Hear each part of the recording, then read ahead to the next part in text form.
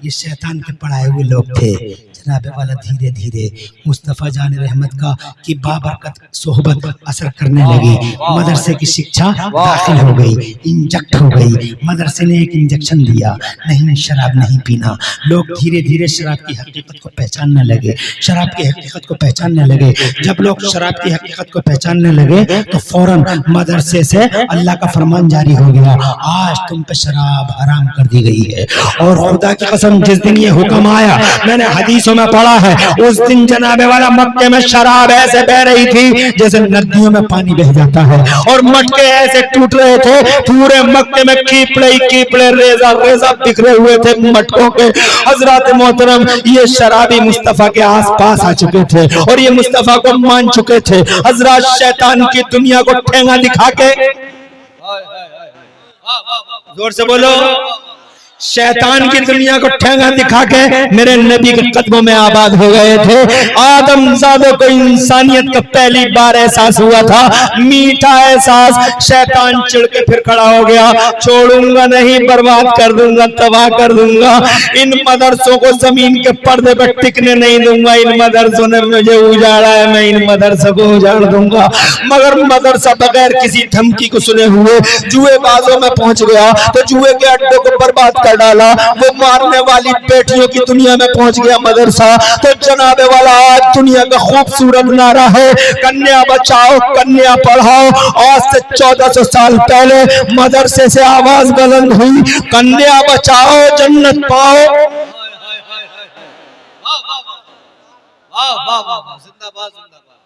कन्या बचाओ जन्नत पाओ। जिसने 3 बेटियों को पाल पोस के बड़ा कर लिया तो उसकी जन्नत की जमानत मोहम्मद रसूलुल्लाह लेता है। जरा जोर से कह दो सुभान अल्लाह। मारने वाले से बचाने वाले का अधिकार अगर ज्यादा होता है दुनिया वालों, तो मेरे रसूल का अधिकार कल भी ज्यादा था और आज भी ज्यादा है। ये मारने वाली दुनिया है और ये बचाने वाला मुस्तफा है, ये बचाने वाला मदरसा है। ये मदरसा धरती के पर्दे पर जनाबे वाला लोगों के हाथों से तलवारें छीन ली और मदरसे ने पढ़ा दिया। तुम मारने मरने नहीं आए बल्कि दुनिया को आबाद करने आए हो, तोड़ने नहीं जोड़ने आए हो। आओ एक परचम तले इकट्ठे हो जाओ। न रंग चलेगा, न नस्ल चलेगी, न कोई कबीला बात चलेगा। तुम सबके सब आदम के बेटे हो। अल्लाह के नजदीक तुम में सबसे ज्यादा इज्जत वाला वो है, कबीले वाला नहीं। इज्जत वाला वो है जिसके दिल में अल्लाह का डर ज्यादा है। शैतानी दुनिया को ठेंगा दिखा दिया लड़ने वालों ने। वो जिनके दिल टूट गए थे, जुड़ गए, भाई भाई बन गए। जरा जोर से कह दो सुभान अल्लाह। और जनाबे वाला ऐसा लड़ा मदरसा, ऐसा लड़ा। जानते हो लड़ना कितना मुश्किल काम होता है। मैंने शबे बारात में पटाखों के लिए लड़ा तो जनाबे वाला कितने दिनों तक लड़ाई लड़ता रह गया। तुम जहेजों के लिए लड़ते हो।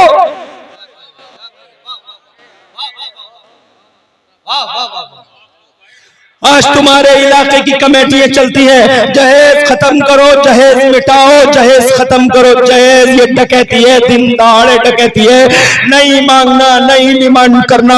हजरत मोहतरम ये नए नए मालदारों ने झूठी शान की खातिर वो मोटे मोटे जहेजों के मुतालबे और मोटे मोटे जहेज दिए। गरीबों का जीना हराम हो गया। इस जहेज की वजह से न जाने कितनी बेटियों को जहेज की सलीब पर चढ़ा दिया गया, केरोसिन डाल डाल के आग लगा दी गई। इस जहेज की बुनियाद पर मेरी बेटी 35 साल की हो गई, 36 साल की हो गई, शादी न हो सकी। एक गरीब फुटपाथ पे बसर करने वाला जिंदगी, एक गरीब बाप अपनी जवान बेटी का चेहरा जैसे ही देखता है आंखों से आंसू जारी होने लगते हैं, भीग जाती है पलकें। अपनी बेटी को देखता है घर में चलती हुई बीती फिरती हुई बेटी बजाय रहमत में जहमत बन गई है बाप के लिए। रातों की नींद हराम है, दिनों की चैन दिनों का चैन गारत है। ईशा की नमाज के बाद थोड़ी देर लेट जाता है, मगर जनाबे वाला ऐसे ही हड़बड़ा के उठ जाता है। क्यों उठ गए भाई, क्यों उठ गए ताऊ? तो जनाबे वाला सीधा जवाब आता है, चलती फिरती मेरी बेटी मुझे नजर आ गई। जनाबे वाला चलती फिरती बेटी, घरों के अंदर जो रहमत का सामान था, आज समाज के इन झूठे मालदारों ने, इन अत्याचारी मालदारों ने, इन जालिम मालदारों ने इस जनाबे वाला इस रहमत को जहमत बना डाला। हजरत जरूरत है कि जहेज के खिलाफ पूरा समाज एकजुट इकट्ठा हो जाए और जनाबे वाला इन शादियों को इतना आसान कर दो कि गुनाहों के लिए कोई रास्ता न मिले, गुनाहों के लिए दरवाजे ही बंद हो जाए। बहुत महंगी लड़ाई होती है, बहुत सख्त लड़ाई होती है, बहुत सख्त लड़ाई होती है। लड़ो जहेज की लड़ाई, तुम्हें पता चल जाएगा लड़ाई कितनी भयानक होती है बुराई से, सोशल एविल से लड़ाई लड़ना कितना अहम होता है। मगर जनाबे वाला तसव्वुर करो, जब तुम आज समझ गए जहेज के खिलाफ लड़ाई लड़ना इतना मुश्किल काम है, तो शराब के खिलाफ लड़ाई लड़ना कितना मुश्किल काम था, जुए के खिलाफ लड़ाई लड़ना कितना मुश्किल काम था, एक बेटी को कब्र से उठा के जिंदगी की खैरात देना कितना मुश्किल काम था। हजरात, ये काम अल्लाह की कसम धरती पे उस मदरसे ने कर दिया जो मदरसा मुस्तफा ने कर दिया था। हजरात मोहतरम, मदरसे ने क्या किया? शैतान का जीना आराम कर दिया, शैतान की जिंदगी अजीरन कर दी, आग लगा दी शैतान की राहत चैन में। मगर शैतान भी कोई जनाबे वाला हिम्मत हारने वाला है। उसने कहा तुमने मेरी दुनिया में आग लगाई, मदरसों में तुम्हारी दुनिया में आग लगा दूंगा, क़यामत तक मदरसों का दुश्मन पैदा करूंगा, मदरसों की इमेज बिगाड़ दूंगा, मदरसों को दुनिया के सामने कहूंगा कि मदरसे अच्छी चीज नहीं बुरी चीज है, इसलिए मदरसों के कोई करीब न जाए। हजरात मोहतरम, मगर मैं कहना चाहता हूँ आपसे, अभी कॉलेज नहीं है, मदरसा है, मगर आदमजादे को इंसान बना डाला। हजरात, अगर मैं बात करूंगा लड़कियों और बेवाओं की तो बात बहुत तेज हो जाएगी, इसलिए मैं हटना चाहता हूँ अपने मौजू से। मैं ये कहना चाहता हूँ, 1 साल हो गया मदरसा बने हुए, अभी तक स्कूल नहीं है। 2 साल हो गए मदरसा बने हुए, स्कूल नहीं है। 100 साल हो गए मदरसा बने हुए, अभी कोई कॉलेज नहीं बना है। 200 साल हो गए मदरसा बने हुए, कोई यूनिवर्सिटी नहीं। 300 साल हो गए मदरसा बने हुए, अभी कोई यूनिवर्सिटी और कोई कॉलेज नहीं बना। 400 साल हो गए, आज तक कोई यूनिवर्सिटी और कोई कॉलेज नहीं बना। मदरसा मदरसा मदरसा, मदरसों का दौर रहा। और मदरसे क्या करते रहे? मदरसे तुम्हारी जरूरत है, मुस्लिम समाज की जरूरत पूरी करते रहे। मदरसों ने तुम्हें इमाम दिए, मदरसों ने तुम्हें मुदर्रिस दिए, मदरसों ने तुम्हारे बच्चों के कानों में अज़ानें पढ़ने वाले दिए। बच्चे, तुम्हारा बाप का जनाजा रखा हुआ था, मदरसे ने जनाबे वाला तुम्हारे बाप की जनाजे की नमाज पढ़ने वाले दिए। ये तुम्हारी जरूरत थी। और रह गई इंसानी समाज की बात,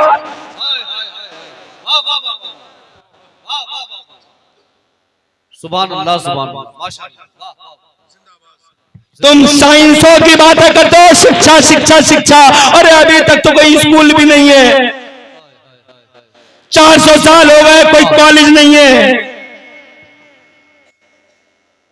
तो फिर मदरसों ने इस समाज को क्या दिया? कैसे विकास की डगर सुलझाई, समझाई? लो मैं बताऊं, मदरसों ने जनाबे वाला कहां छोड़ा है तुम्हें? मदरसों ने तुम्हें इब्ने बतूता दिया, मदरसों ने तुम्हें अल बरूनी दिया, किसी कॉलेज ने नहीं। अल बरूनी कौन है? क्या कहने, वाह वाह वाह। अल बरूनी कौन है? अल बरूनी एक साहब हैं 8वीं 9वीं सदी ईस्वी के। अजीब अजीब जिद्दी आदमी है अल बरूनी। दुनिया में एक जगह खड़ा होकर बोलता आज मैं दुनिया नापूंगा। अबे कंप्यूटर नहीं आया अल बरूनी, तेरा दिमाग खराब हो गया? दुनिया कैसे नाप देगा तू? तवज्जो है? कैसे नाप देगा दुनिया? बोले मैं दुनिया नाप के दिखा दूंगा। और खड़ा हो गया, इधर हाथ कर दिए, इधर हाथ कर दिए, सामने हाथ कर दिए, पीछे हाथ कर दिए। और थोड़ी देर के बाद बोला दुनिया इतनी बड़ी है। और उसने लिख दिया कि दुनिया इतनी बड़ी है, इधर से इतनी, इधर से इतनी, इधर से इतनी, इधर से इतनी। जनाब, इस बात के 300 साल के बाद यूनिवर्सिटी खुली, साइंस का दौर आया। जब साइंस का दौर आया तो साइंस में जब जनाबे वाला फरोग मिला इल्म को, साइंस को, तो फिर उन लोगों ने जमीन नापी। तो उनके सामने अल बरूनी भी आया। क्या अल बरूनी ने ये लिखा है? तो जनाबे वाला उसे भी एग्जाम किया, उसे भी टेस्ट किया। क्या अल बरूनी ने कैसे लिख दिया?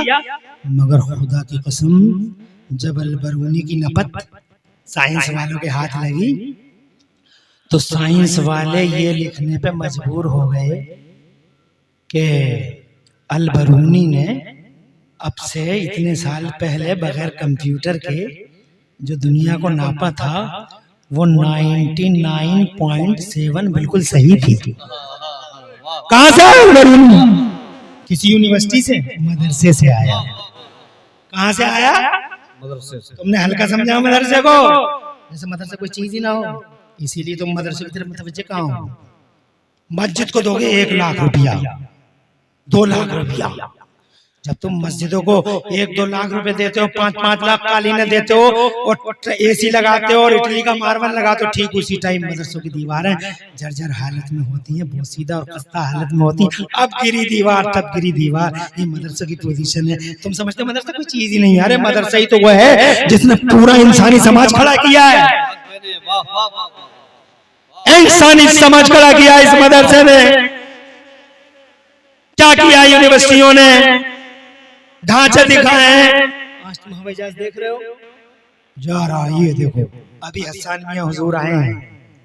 कहां से आए हुजूर? नागपुर से दिल्ली, दिल्ली से लखनऊ आ गए। सरकार 2 शिफ्टों में आए हैं। बहुत परेशान हुए होंगे, लंबा सफर रहा होगा। 2 शिफ्टों में सफर करना मुश्किल काम है, मगर मौलाना अल्लामा आदिल अज़म इस्बाई की मोहब्बत जोश मार रही होगी, इसलिए सोचा जल्दी चलूं, संगे बुनियाद भी रखना है।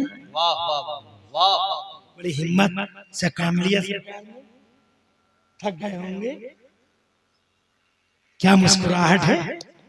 एक बार मुस्कुराहट भी देख लो ताकि तुम्हारे बेचैन दिल को चैन मिल जाए। सुभान अल्लाह। मौलाना ताज मोहम्मद सकाफी के प्यार में आए। कोई बात नहीं, तकलीफें रोजाना नहीं होती हैं, आज उठा लेंगे तकलीफ। उठा ली तकलीफ, हवाई जहाज चला।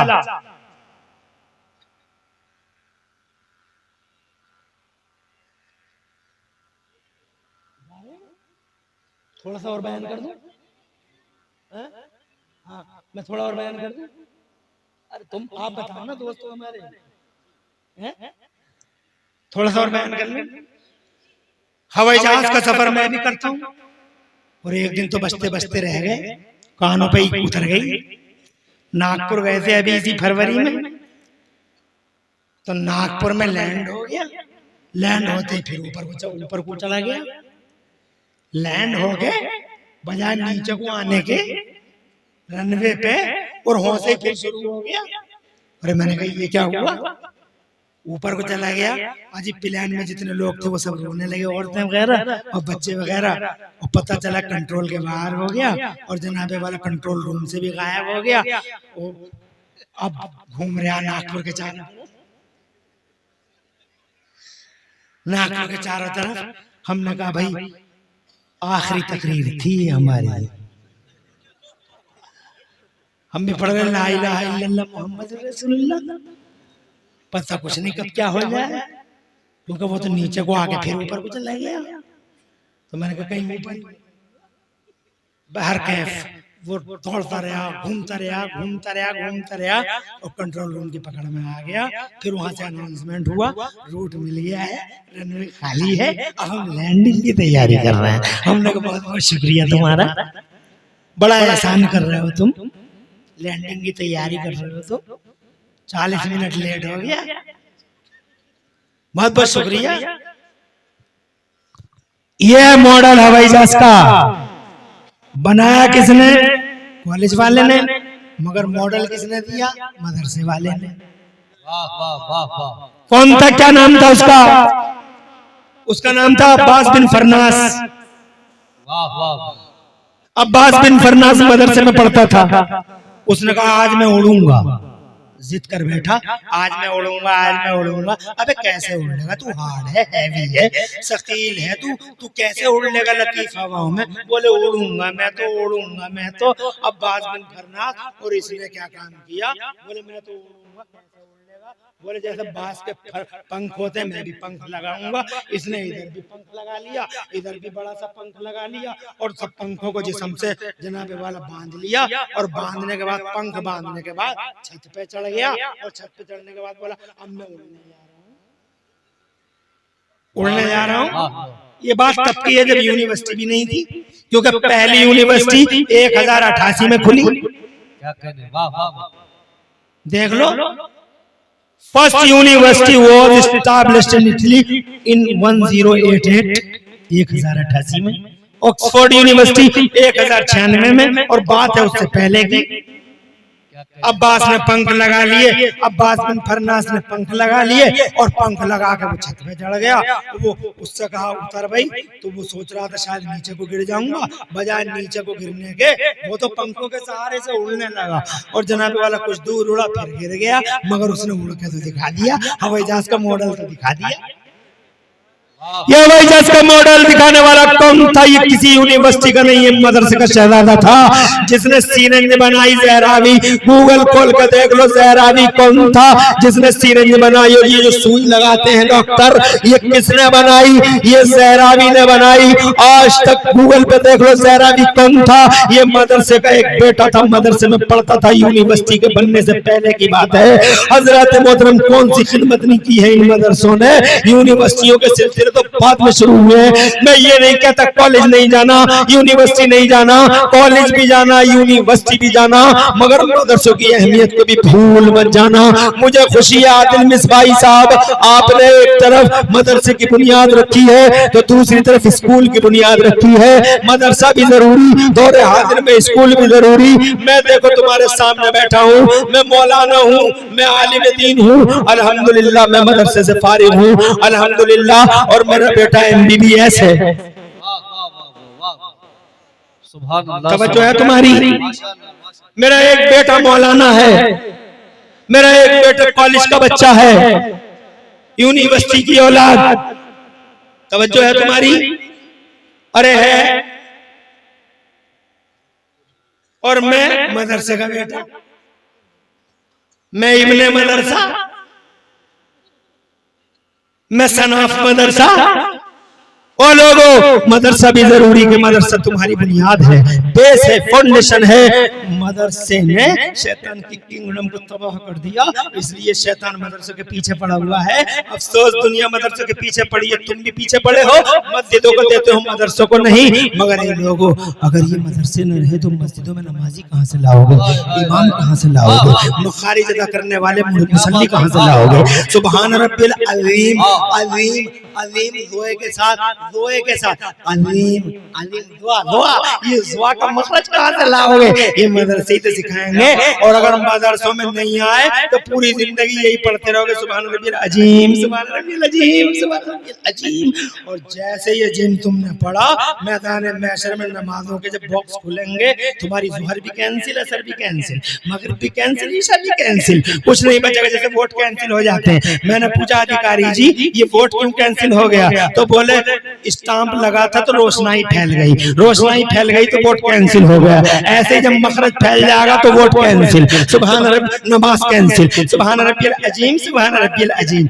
मत जाओ मदरसे को, करो दुश्मनी मदरसे से। पता चला नमाज भी गई, अगली फजर भी कैंसिल हो रही थी, वो तो अल्लाह ने करम कर दिया। इरशाद फरमाए इस फजर को कैंसिल मत करना, इसका मखरज मत देखना। इस फजर में मेरा एक महबूब बंदा जमात में खड़ा हुआ था, मेरा उस वली की बरकत से सबकी कबूल कर ली।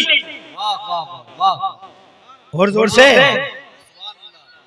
इसलिए वो लोगों, बगैर मदरसे के क्या है? बेस है, बुनियाद है, फाउंडेशन। खुशी हुई, मगर बहुत अफसोस हुआ मिसबाही साहब, आपकी जनता सुनती है, आपने क्या दर्द की बातें कही, मगर एक आदमी ने खड़े होकर ये नहीं कहा कि लो 10,000 रुपए मैं देता हूँ मिसबाही साहब, करो आगे बढ़ो। अभी कितनी तारीख की बात है? 10 फरवरी, 10 फरवरी मुरादाबाद का गांव फतेहपुर, मैं तकरीर कर रहा था, देख सकते हो तुम मौजूद है वो, मैं तकरीर कर रहा था। मैंने कहा मदरसा ये मुफ्ती दानिश चला देंगे अकेले? कहाँ से चला देंगे ये? अरे ऐसा नहीं, ये चला रहे हैं, फिर तुम और हमारा क्या काम है? तो बीच मजमे से एक आदमी खड़े होकर बोला, मौलाना इमरान हनफी क्या चाहते हो तुम? मैंने कहा मैं चाहता हूँ कि तुम 50,000 रुपए मदरसे को दे दो। तो उन्होंने कहा 1 लाख रुपए देता हूँ। मैंने कहा नारे तकबीर। तो बोला 1.5 लाख देता हूँ।